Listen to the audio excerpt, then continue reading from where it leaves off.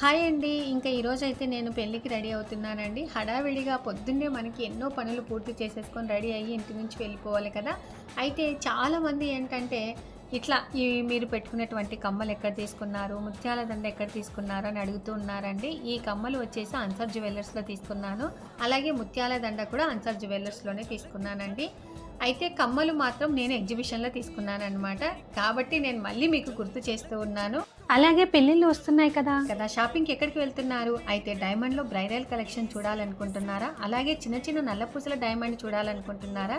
కానీ డైమండ్ నగలంటే ఎక్కువ బడ్జెట్‌లో ఉంటాయనుకుంటున్నారు కదండీ!